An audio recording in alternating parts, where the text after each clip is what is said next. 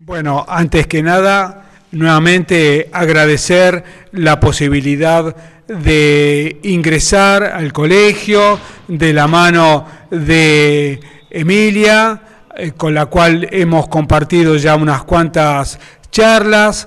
Ahora me toca la oportunidad de hacerlo con la profe Natalia y bueno, darle la bienvenida y el agradecimiento nuevamente a los alumnos que ya han compartido y han preguntado la vez anterior y bueno, esperemos que salga algo acorde a sus expectativas. Saben que pueden preguntar lo que sea, todo tiene una respuesta. Yo no tengo censuras y lo que sí les digo que yo les voy a contar el metro cuadrado donde yo estuve los días en Malvinas. Yo no vengo ni con el comentario que escuché de otros, lo mío es de primera mano. Aprovechen porque yo soy historia viva. Cuando quieran, empezamos. Para empezar la entrevista, la primera pregunta que te queríamos hacer es ¿cómo era tu vida antes de Malvinas? ¿Cómo estaba conformada tu familia? Si tenías, no sé, alguna por ahí relación amorosa en ese entonces y cuáles eran tus expectativas profesionales. Por aquellos años, año 81, yo estaba transitando el quinto año del colegio Perito Mercantil, ya una carrera que no existe más, de inclinación contable. Y bueno, antes los varones, y solo los varones, hacían el servicio militar que era obligatorio al cumplir los 18 años. Y creo que se los dije aquella vez y se los vuelvo a repetir. Por una obra de la casualidad yo fui a Malvinas. ¿Por qué, se dirán ustedes? Porque yo repito tercer año del secundario y en vez de terminar en tiempo y forma en el año 1980, termino en el 81. No puedo pedir prórroga porque ya el 1 de febrero del año 82 ingreso a hacer el servicio militar. La segunda parte de la pregunta era si estaba de novio. No, por aquellos años era dificultoso estar, digamos, pensando en noviar. Sí uno tenía la expectativa de decir, si hubiera terminado en el año 80, pedir prórroga para seguir estudiando ciencias económicas, para contador, porque la visión de nuestros padres en aquel momento, y sobre todo del hijo varón, era una carrera terciaria. De hecho, en ese primer momento quedó trunco, pero después de Malvinas, año 83, sí me dieron media beca para estudiar en la Universidad de Morón, precisamente ciencias económicas. Estuve un par de años, pero no era lo mío. No había concentración, después seguía haciendo el ciclo básico, pero era difícil concentrarse en un tiempo muy reciente al final de la guerra. Y bueno, en ese momento era estudiar para seguir para contador.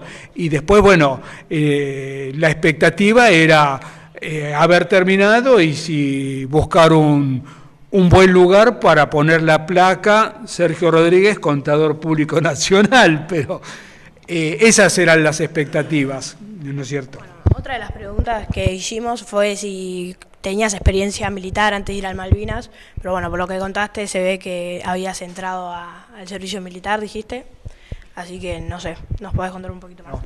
Experiencia militar era solo lo que hacíamos como era característico de los niños varoncitos de aquel momento, era jugar con los soldaditos, la única experiencia militar. ¿Y quién iba a pensar que unos poquitos años después iba a ser protagonista de no un juego, sino algo relacionado con la parte militar, pero en este caso no como pasa en las películas donde el protagonista, el héroe de las películas, no muere nunca. En la guerra las balas lastiman y las balas matan.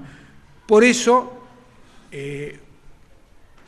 los veteranos que damos las charlas, la charla malvinera, en esto que se llama malvinizar en las aulas, pregonamos que a pesar de haber utilizado un arma de fuego, no es lo que nosotros sostenemos, porque las armas lastiman y matan. Y no nos olvidemos que la persona, como digo, es una persona, y si le quitamos la vida, es una vida que queda trunca.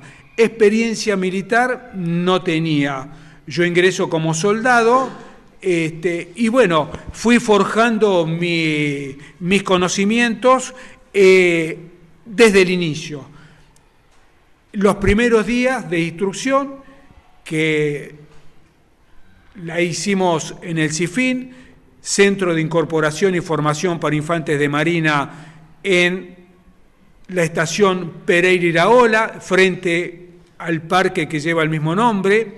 Esa institución militar ya desapareció, ya no hay más servicio militar obligatorio, lo que hay es voluntario, ahora es mixto, y en un principio la instrucción era disparar, práctica de tiro con el fusil y no más que eso. Era o le pegábamos al cartoncito indicando cuál había sido el puntaje, o seguramente no íbamos a fallar y le pegábamos al aire. Pero después, el 11 de abril de 1982,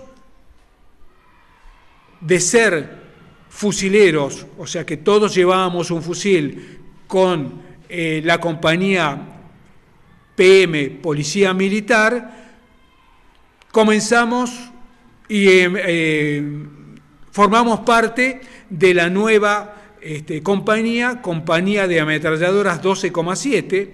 12,7 es el calibre. Esta es la vaina. Esto es una vez que sale el disparo, ¿no es cierto? Esto es lo que cae. Y este es el plomito que sale.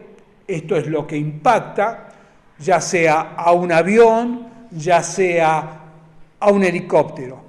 Pero no quita de que también sea utilizado contra el enemigo. Tiene una capacidad de atravesar este plomito 3 personas, 3 soldados a la vez, ¿no es cierto? Unido, esta es una munición servida, 12,7, lógicamente, sin pólvora, sin nada, pero sí la vaina es de Malvinas. El plomito lo tuve que conseguir, me costó mucho trabajo, pero esa es una 12,7. Bueno, otra pregunta que nos hicimos mucho fue ¿cómo fuiste designado para ir y cuántos años tenías en ese momento? Como dije anteriormente, estaba transitando el 5º año. 18 años cuando vino el sorteo. Para ir a Malvinas, 19. ¿Por qué? Porque el viernes pasado, si quieren pueden decirme, saludarme, cumplí años. Lógicamente, no 19, fueron 61. ¿No es cierto? 22 de marzo, o sea que cuando yo llego a Malvinas, llego con 19 años recién cumpliditos. Pero 18, 19,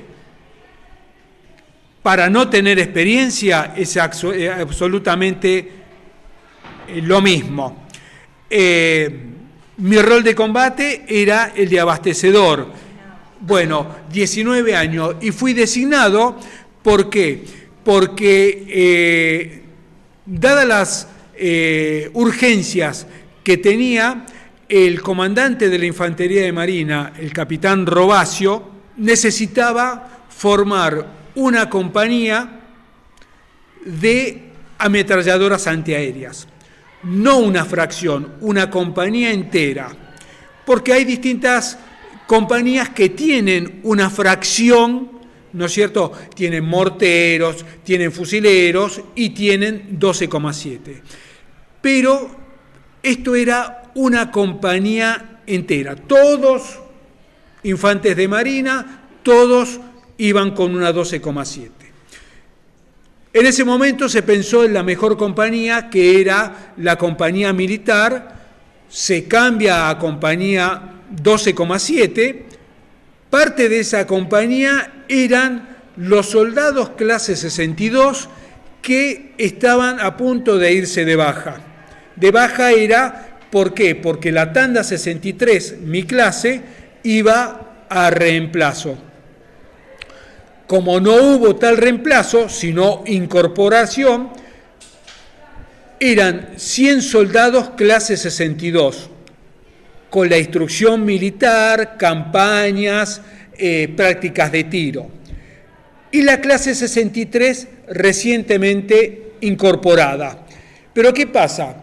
Había algo que nos igualaba a todos, que era que todos en ese momento, domingo 11 de abril, día domingo de Pascua, todos íbamos a recibir la misma instrucción.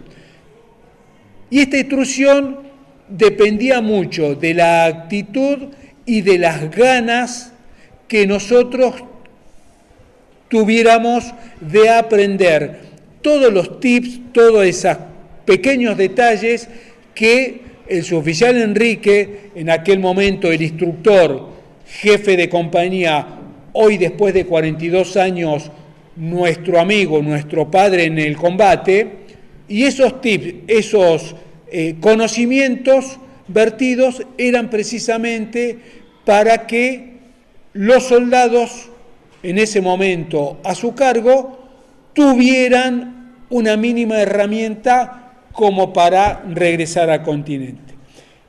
Fueron 100 soldados clase 62, 20 soldados clase 63 y 16 personal de cuadro, que son oficiales y suboficiales.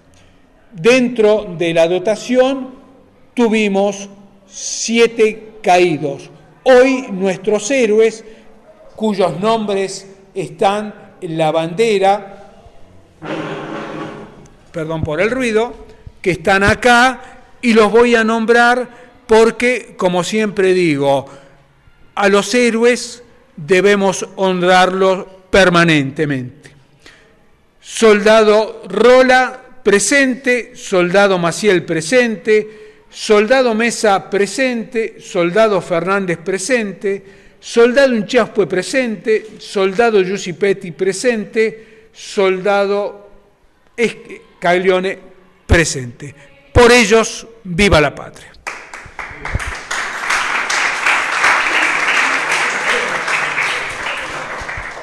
Bueno, otra de las preguntas es ¿cómo te enteraste que tenías que viajar a las islas y cuál fue tu reacción en ese momento? ¿Cómo nos enteramos? Continuamos con la respuesta. Entonces, la mejor compañía era Policía Militar. Pero ¿qué pasa? Al ser nuevito, sin instrucción de tiro, nada militar, en mi cabecita, lo mismo que la de los otros soldados clase 63, daba vuelta a ver si nosotros íbamos a ser partícipes o no.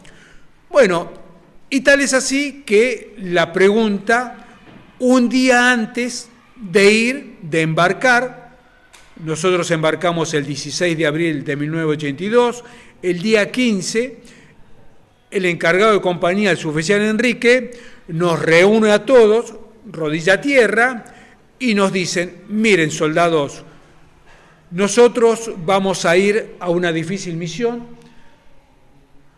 muchos de nosotros, de sus compañeros, no van a volver.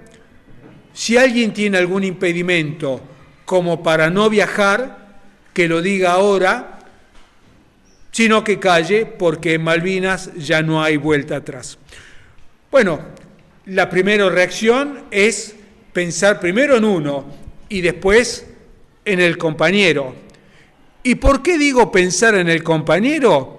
Porque dentro de lo que es el espíritu de camaradería entre los soldados, no hay esto de esta palabrita común que siempre da vuelta, el famoso bullying. ¿Por qué? Porque en una situación extrema, como fue el tema de la guerra, nadie iba a pensar, porque por ahí al soldado que yo le hacía bullying en el batallón, por ahí justo ese mismo soldado era el que me iba a cuidar la espalda en un difícil momento. Entonces, espíritu de camaradería y ser solidario.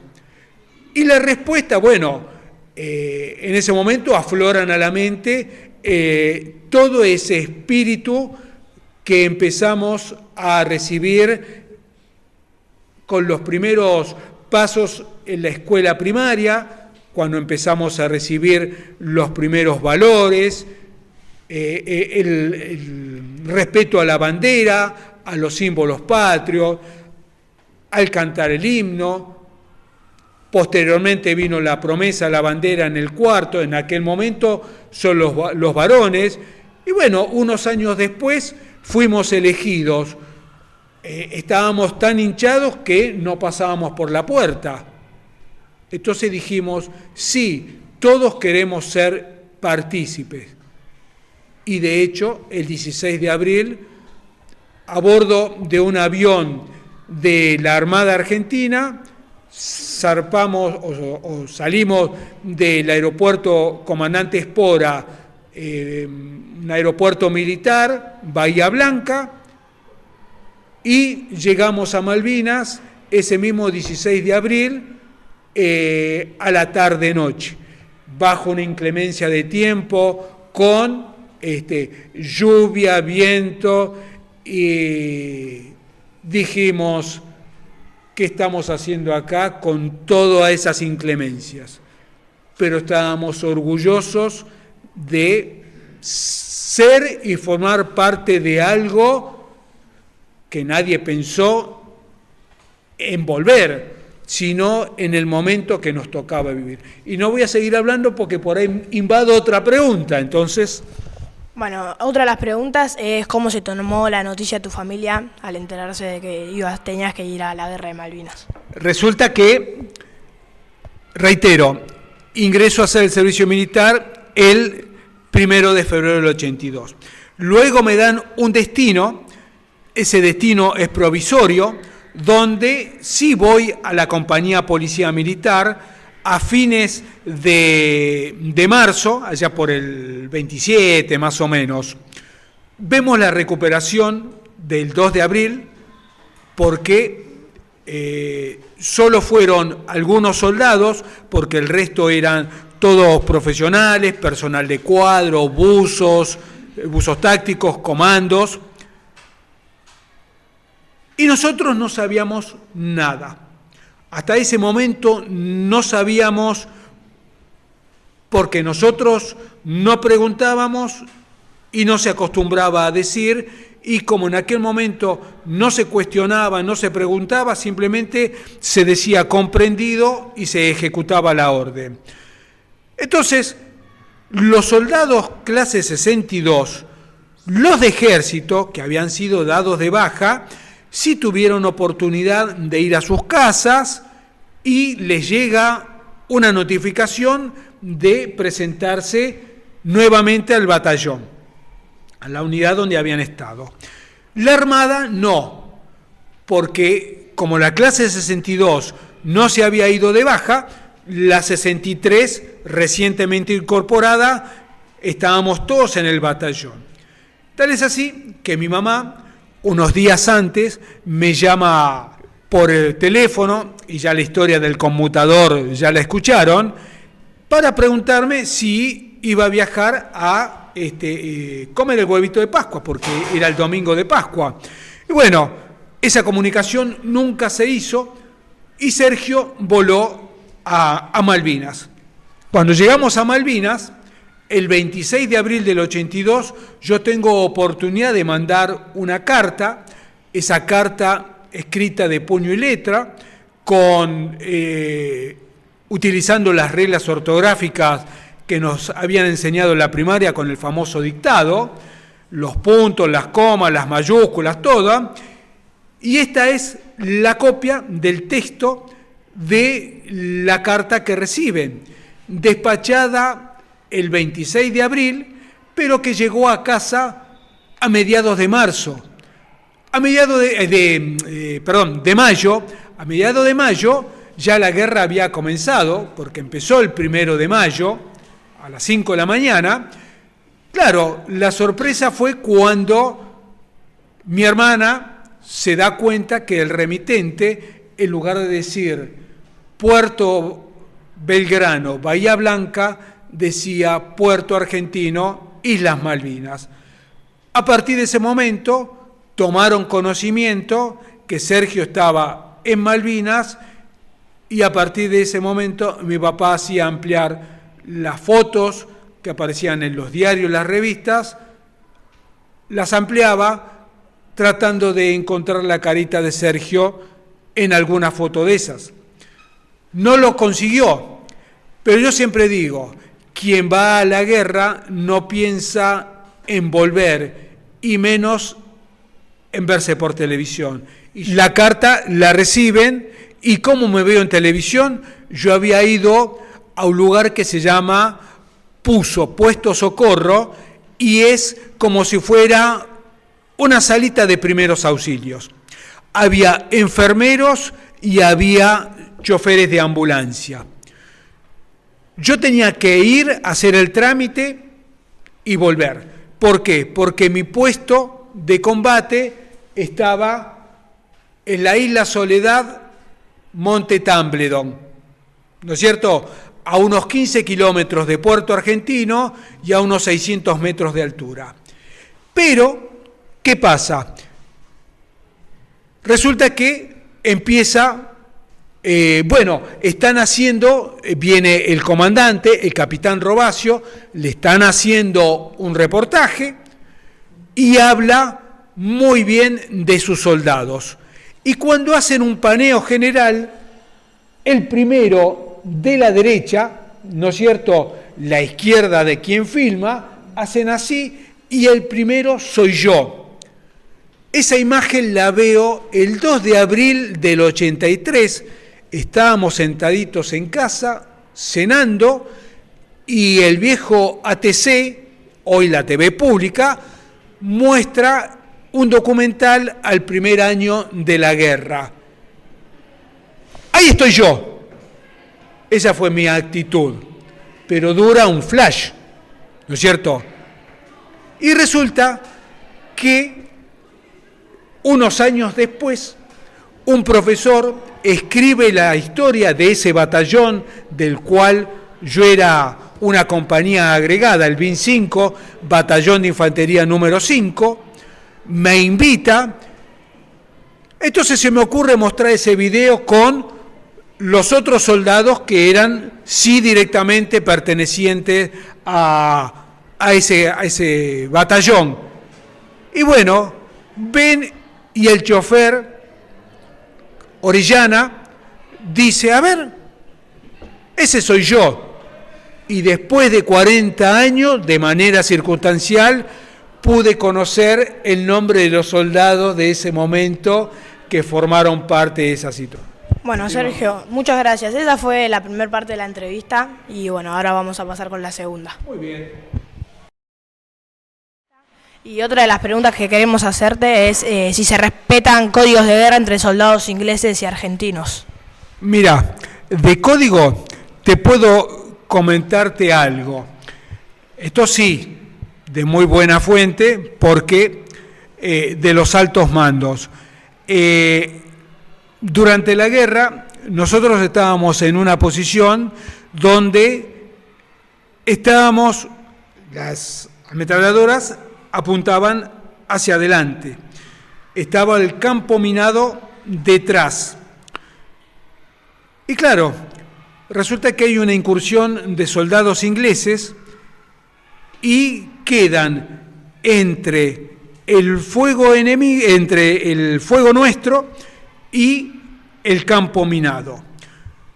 Se produce una sensación de gritos, de llanto. ¿Por qué? Porque hay muchos soldados ingleses que quedan atrapados entre el fuego y el campo minado.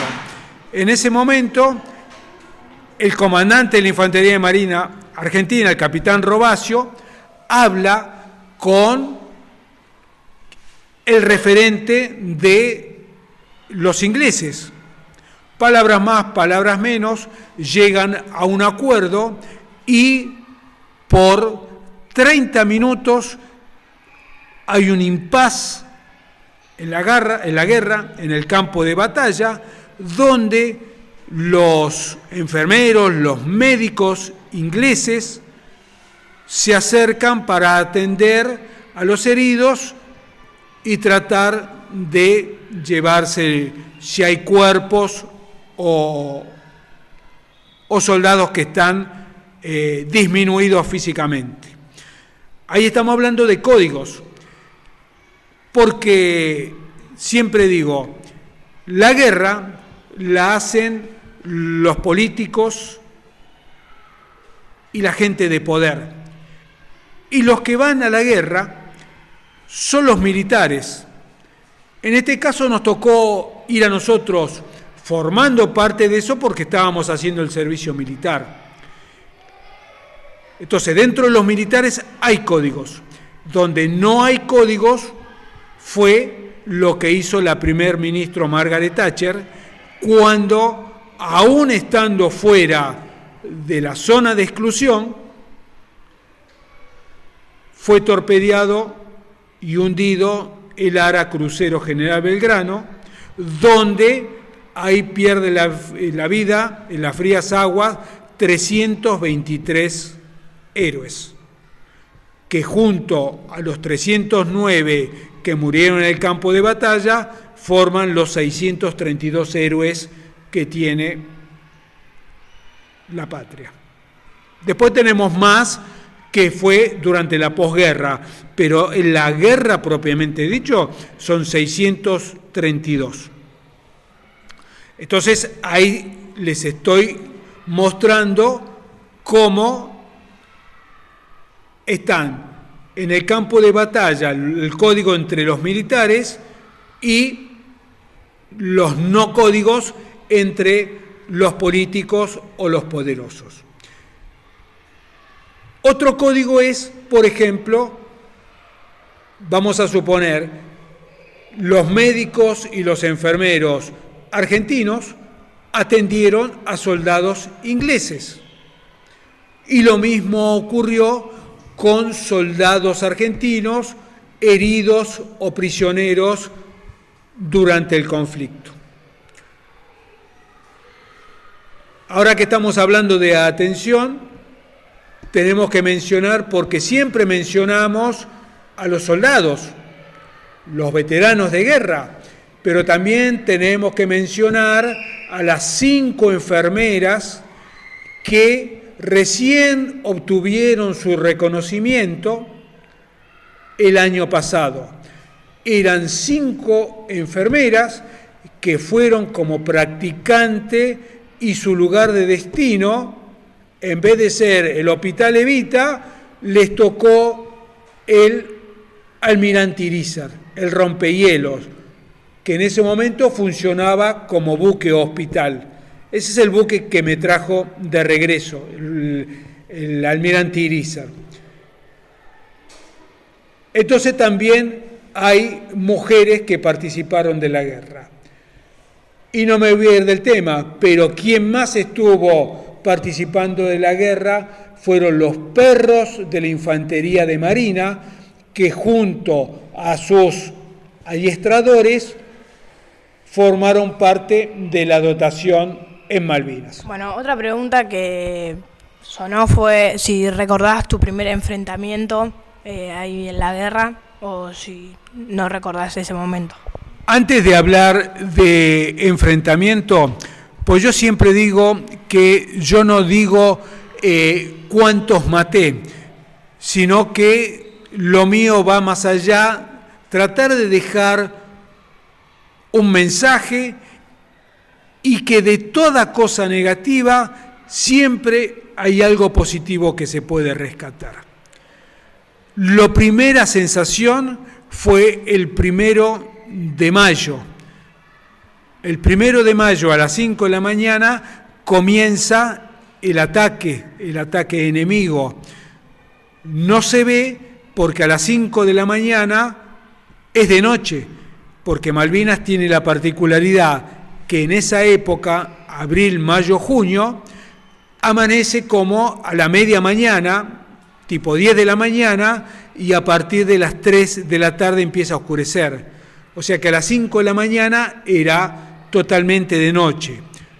Recuerdo que era un cielo gris plomizo, cuando el plafón, el techo se ve demasiado cerca a nosotros, pero sí el ruido de los motores de los aviones que sobrevolaban.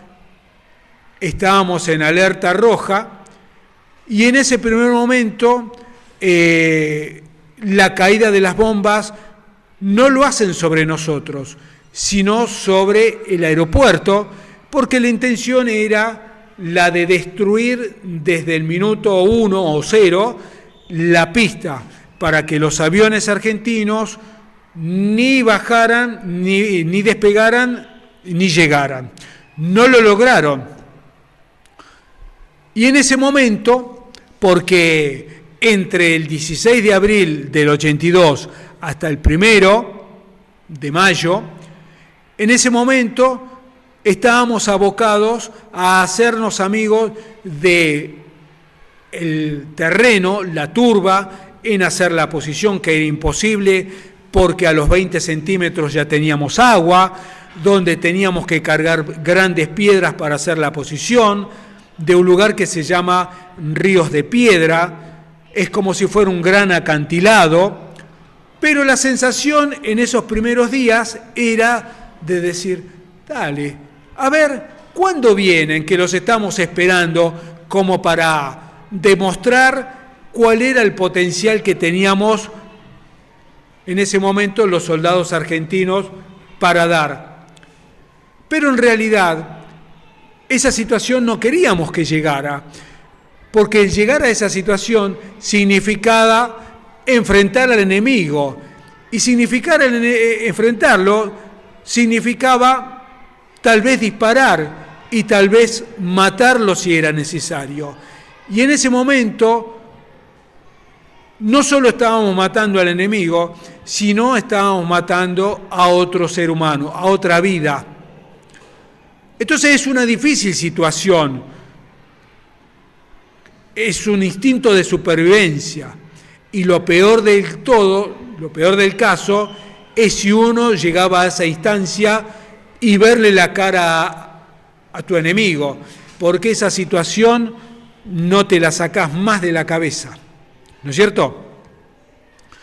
Y en ese momento se te viene a la mente la película de tu vida, donde lo primero que se te viene a la mente es lo que no hiciste, lo que hiciste mal, una mala contestación, esas cosas que en una situación extrema salen a la luz y no las podés cambiar. Por eso yo siempre hablo del respeto a los mayores, el respeto al compañero, ¿no es cierto? El no contestar, no discutir, no usar la violencia, tratar siempre de llegar a un entendimiento, porque lamentablemente hoy por hoy la vida se va en un momento, y si vos hiciste algo y no te vas a poder cambiar el destino porque ya está marcado.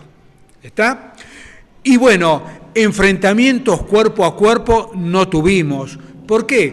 Porque nuestra compañía nuestra sección era antiaérea, pero sí la tuvieron en el combate del Monte London, donde 6 de los héroes que yo les mencioné menos el soldado Mesa, que muere el 25 de mayo en la zona del aeropuerto. El resto muere en el combate de Monte London del 11 y 12 de junio, luego de combatir más de 12 horas. Los que recuerdan esa secuencia de la ráfaga que yo les compartí la vez pasada, fueron 10-12 segundos. Y si en ese momento los llegó a impactar esa ráfaga, imaginen lo que fue en ese momento no una ametralladora, sino ametralladora, artillería, el olor a pólvora, los gritos, son todas situaciones.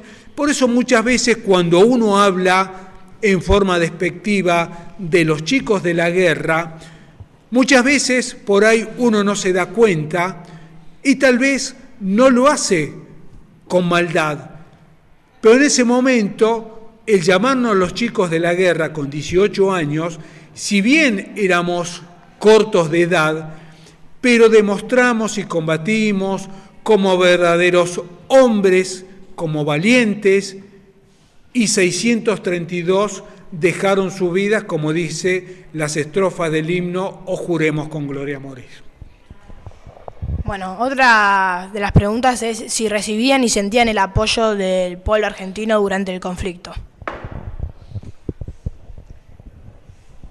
Yo les voy a dar dos situaciones donde sabíamos que no estábamos solos, que teníamos alguien que nos protegía y que, digamos, estaba detrás nuestro.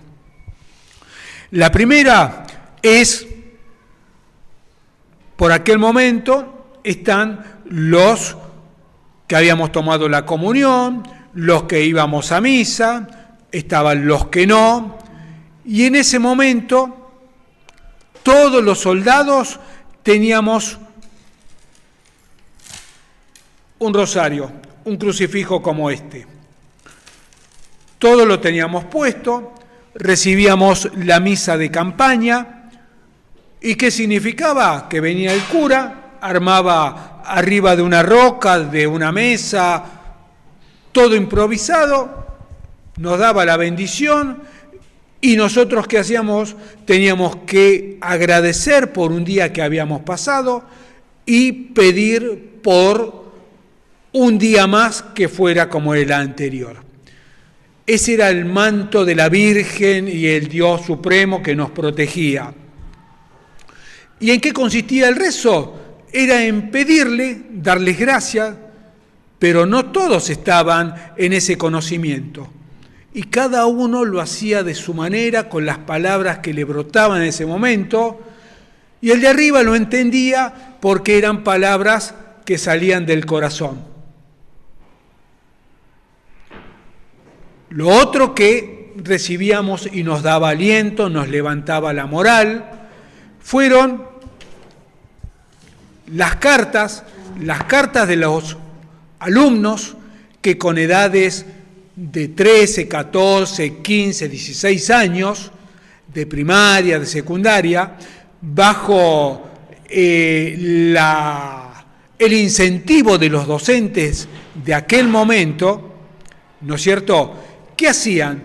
Hacían escribir a los alumnos, pero ¿cómo haces para escribirle a alguien que no conoces y a alguien que no solo no conoces, sino que está peleando, está en una guerra? Yo le voy a leer el texto de alguien que escribió una alumna y después les cuento el final. Querido amigo y hermano, sé que no es fácil lo que estás haciendo, sé que se necesita mucho valor, pero por sobre todo mucho amor. Confía siempre en Dios, que Él está siempre con los brazos abiertos, dispuesto a ayudarte. Amigo, recordá siempre las palabras de nuestro Señor Jesucristo. No hay amor más grande que dar la vida por los amigos. Gracias, hermano, gracias, bola alto y adelante. Dios te bendiga, fe y esperanza y viva la patria. Te quiero mucho, Alicia Susana Basigalupo, Colegio Nuestra Señora de Misericordia, Devoto, Buenos Aires, 15 años. Esta carta, junto con otras más, por ejemplo, esta de Graciela Sanguinetti, ambas del mismo colegio, 16 años. En cada momento que fue necesario, la leía, porque estas cartas no tenían un destinatario, eran al que las recibía en ese momento. Con esta alumna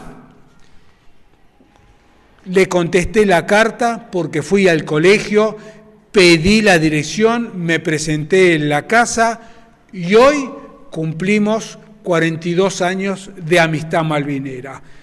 A lo que iba recién, de algo malo, como les contaba que es la guerra, donde se ven todas las miserias humanas, nació una amistad que perdura en el tiempo. De lo malo nace algo bueno, ¿no es cierto?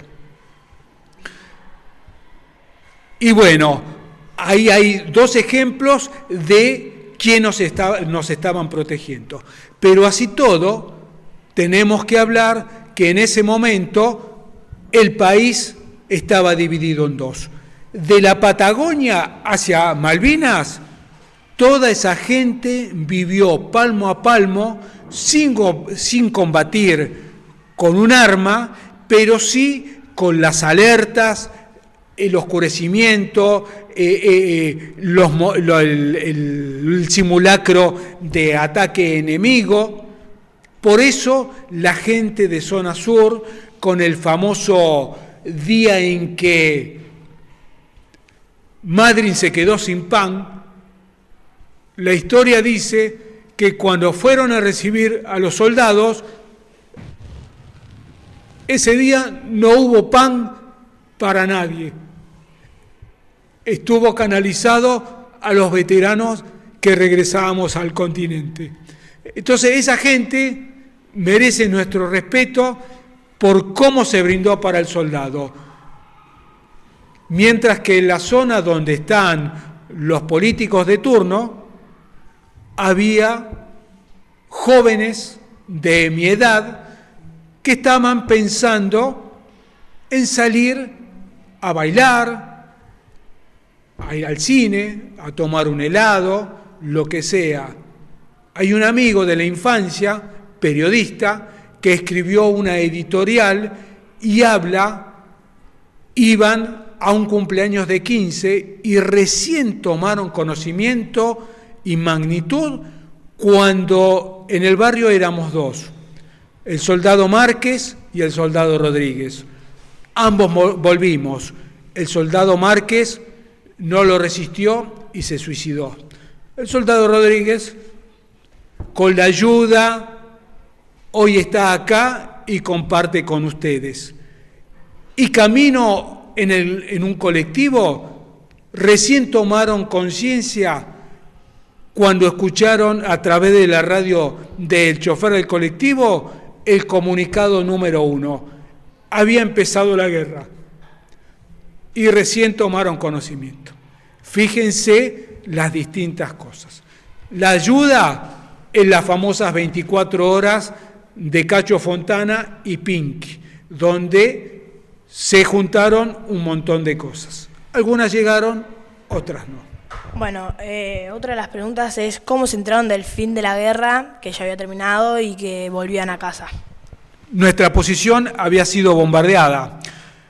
Nuestra posición, primero estuvimos en el monte Tumbledon y después en el monte Williams, muy cerquita. Tumbledon y Williams. Resulta que para el 11 ya había fuego naval, fuego en los buques, fuego aéreo, de artillería. Al principio era de noche, ya se había tornado prácticamente insostenible. Y las 3 ametralladoras, las 3 piezas, los 12 hombres, los 12 soldados que estábamos en esa posición, con tanto fuego naval, claro, la base, como si fuera esto. Hagan de cuenta que este trípode es el trípode de la ametralladora. Esta es la ametralladora. ¿Qué pasa? Con tanto fuego naval, el trípode se había desplazado. ¿Por qué? Porque la turba es algo blando, ¿no es cierto? Entonces nos refugiamos a las grandes rocas que están atrás, pensando que a la noche íbamos a regresar. No regresamos más. Ahí fue cuando, sin un rumbo preestablecido, empezamos a tratar de salir de esa zona. Estuvimos 3 días caminando a la deriva, sin saber que íbamos camino al campo minado, ¿no es cierto? Pero apareció una voz se presenta en la figura de un oficial, que nos dicen: tengan cuidado que van para el campo minado. Pero esa voz, que fue humana, yo siempre digo que estuvo dirigida desde arriba, porque si no, no había ningún cartel que dijera cuidado campo minado. Y ahí nos protegió y nos hizo cambiar el rumbo. Y bueno, como pasa en una situación extrema, donde ante el peligro, el cuerpo humano establece una suerte de protección, una coraza, una negación. Y esa negación era la misma guerra que estábamos viviendo. Entonces, en mi bolsillo del equipo tenía una radio, así como ahora es el celular, del mismo tamaño, y ese día 11 de junio estábamos escuchando el partido de Argentina y Bélgica, partido inaugural del Mundial 82, para colmo ese día Argentina perdió 1-0, y por 90 minutos nuestra mente salió del campo de batalla y nos trasladamos a un confortable sillón en el living de nuestras casas, olvidándonos de que estábamos transitando y caminando entre la delgada línea de la vida y la muerte, porque los bombazos seguían cayendo igual. Cada posición no terminamos todos al mismo tiempo. La orden del comandante, del gobernador, fue el cese el fuego, el 14. Pero hay compañías, por ejemplo, las del BIN 5, a las órdenes del capitán Robasio, que dijo: yo desoigo esta orden, y mientras tenga municiones, mis infantes de marina vamos a seguir combatiendo. Y efectivamente, los infantes de marina siguieron combatiendo, pero llegó la última munición. Cuando se acabaron las municiones, descendieron por la ladera del monte, y al paso de adelante, infante, adelante, desfilando, izquierdo, derecho, izquierdo, pasaron por delante del soldado enemigo, que ante la mirada sorprendida, en reconocimiento al desempeño dado por los soldados argentinos, hicieron el saludo 1 como muestra de respeto y de reconocimiento. Esas son las pequeñas cosas que uno tiene que dejar, y no si teníamos 18, 19 o qué. Hay que rescatar el valor del soldado argentino, que con 18 años nos hizo madurar de golpe, porque perdimos la adolescencia. En esos 60 días quemamos una etapa de golpe, donde ya volvimos hombres con otra mirada, con otros miedos, ¿no es cierto? Y muchos no lo toleraron. Bueno, siguiendo con las preguntas, otra de las preguntas es ¿cómo fueron recibidos al volver al país? La guerra termina el 14, el 20, entre el 14 y el 20 permanecemos en el viejo aeropuerto, y digo viejo, ¿por qué? Porque ahora el nuevo es una unidad militar, es una base de la OTAN, con más de 3.000 soldados, donde yo tuve oportunidad de ir y hay 4 torretas donde están custodia de aviones de combate y misiles. Y el viejo aeropuerto actualmente es un aeropuerto donde sale un avión chiquitito que te lleva hasta la otra isla, cruza por el estrecho de San Carlos, que también lo hice, pero ya es, si bien en la Gran Malvina también hubo combate, es más turístico, ¿no es cierto? Si bien se pueden ir a visitar campos de batalla. Hasta el 20 de junio y a la medianoche nuestra compañía fue la última en subir a una embarcación, un remolcador, es un nombre que no me acuerdo ahora, y nos lleva hasta alta mar. Ahí nos estaba esperando el rompehielos Almirante Irízar. Claro, todos estábamos contentos en que íbamos a tomar el buque, pero nadie sabía qué nos iba a esperar, qué nos esperaba al subir.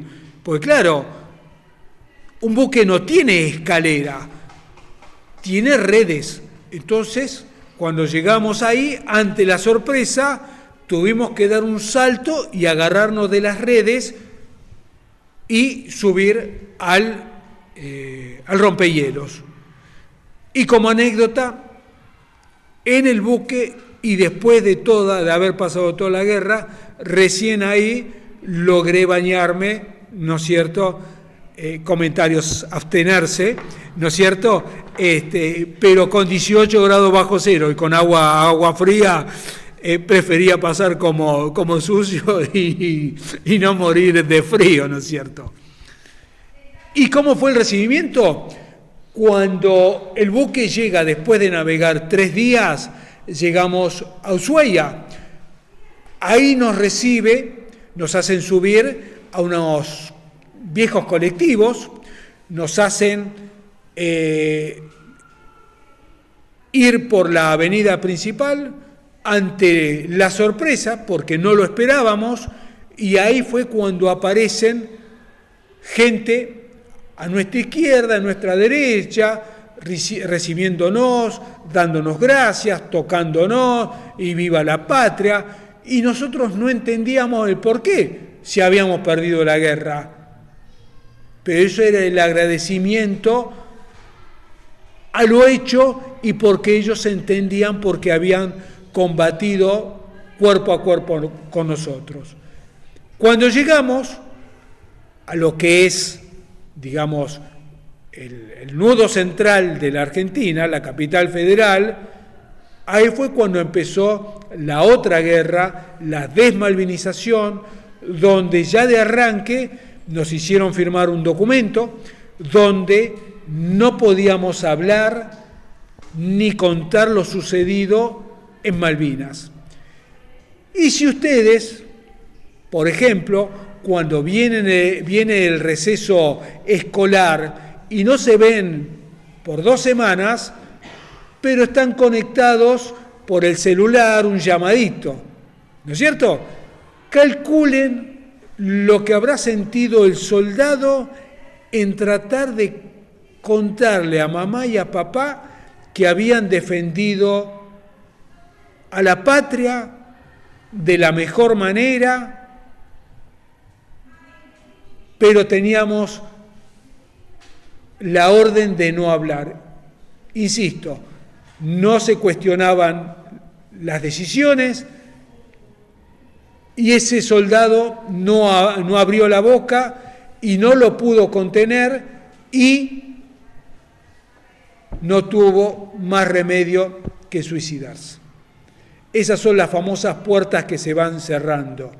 Nos llevó 10 años de vivir en el archivo, en el olvido, y de a poquito, gracias a las charlas malvineras, fuimos insertándonos a través de los colegios. ¿Y por qué en los colegios? Y porque fue ahí donde aprendimos los valores y los principios de el defender a la patria y querer a la celeste y blanca, que es la única bandera y los colores que nos identifican. Bueno, otra pregunta es, ¿qué pensás sobre el conflicto de Malvinas ahora, mirándolo en retrospectiva? Por la vía pacífica, que es la única manera. Ya quedó demostrado que por la guerra no conduce a nada. Hace 42 años que estamos pagando las secuelas, ¿no es cierto? Las vidas humanas, sobre todo, que se pierden, y lo que conlleva después de pérdida para el país. La vía diplomática, en algún momento, con los argumentos, pero dependemos de las cabezas que tengan la mente y el corazón y fijarse en dos colores, el celeste y el blanco, porque es lo único. Si hay políticos que tienen el pensamiento en otros colores, no las vamos a recuperar. Por eso es importante el estudio. ¿El estudio por qué? Porque le va a permitir discernir entre lo bueno y lo malo. Y ustedes, con ese nivel de aprendizaje, no se van a dejar de llevar como el ganado cuando lo llevan para un lado y para el otro, sino que ustedes solitos van a saber qué decidir. Y con los conocimientos, por ahí el día de mañana, ustedes son los que van a dirimir el destino de la Argentina. Tal vez los veteranos no lo veamos, porque todos tenemos fecha de vencimiento. Los que adelantaron su partida, los que murieron por el COVID, los que se suicidaron, los que, como yo, esperamos fecha de vencimiento.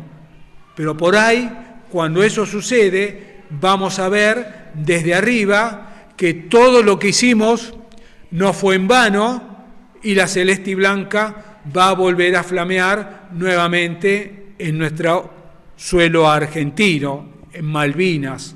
Pero para eso, los hijos, los nietos y ustedes que han recibido en algún momento un mano a mano de primera mano de un veterano, pueden alzar tranquilamente. ¿Por qué? Porque la semillita de la causa, que es una causa nuestra, es de todo, tranquilamente pueden hacerse eco y que esto no se apague de un día para el otro. Por eso insisto, tarde o temprano las vamos a recuperar. Mucho depende de ustedes, como se dice siempre, que la juventud es la sangre joven y que en ella estamos esperanzados. Bueno, y por último, te quiero preguntar si alguna vez volviste a las islas y cuál te parece el mejor mensaje para transmitirle a los jóvenes. Sí, tuve oportunidad, regresé en el año 2013 con un grupo de veteranos, regresé en el año 2017, en ese momento cambié los veteranos y me fui con mi señora que me acompaña hace 34 años, y también recorrimos los mismos lugares, los campos de combate, el cementerio. A Malvinas puede ir cualquiera, no necesariamente tiene que estar relacionado con la guerra. En mi caso, yo fui por un tema bélico, pero está quien busca tranquilidad, quien le gusta ir a ver a los pingüinos, ver los pájaros, hay mucha fotografía, la arena que es blanca, en fin, hay un montón de situaciones que hacen que uno pueda ir a Malvinas. Los viajes se viaja un sábado y se regresa un sábado, pero uno puede quedarse 7, 14, 21, o sea, una semana, 2, 3 semanas, y salen todos los sábados, y el tercer sale vía Chile, Punta Arenas, y al tercer sábado ese mismo avión que sale de Punta Arenas llega a Río Gallegos y uno hace el transbordo ahí, ¿no es cierto? Pero avión directo a Malvinas no hay. Malvinas es un cementerio a cielo abierto. Lo único que justifica hoy por hoy soberanía argentina son los restos de nuestros héroes, que en muchos de los casos, gracias a los familiares que no han repatriado a esos cuerpos, es un justificativo como para viajar. Si no, el cementerio no tendría razón de ser. ¿Por qué? Porque hoy por hoy una mamá, un papá de un veterano de Malvinas tiene arriba de 90 años, y viajar y hacer el trayecto hasta su posición no es fácil, ¿no es cierto? Pero es los restos que están en el cementerio hacen soberanía. Antes de que me corten el micrófono, yo les voy a dejar un mensaje, es el que está escrito acá en la bandera, que dice: un soldado no muere en el campo de batalla, sino cuando la gente lo olvida. Lo que hicimos cuando yo mencioné a los 7 héroes de la compañía es precisamente honrar su memoria, no olvidarme y que estén permanentemente presentes.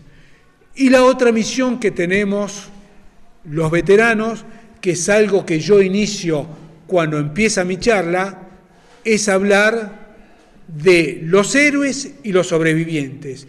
Y los sobrevivientes que nos animamos a dar las charlas malvineras, reivindicamos la causa Malvinas. Los héroes deben estar siempre presentes en nuestra mente y nuestros corazones. Y 632 héroes cumplieron a rajatabla. Por ellos, ¡viva la patria!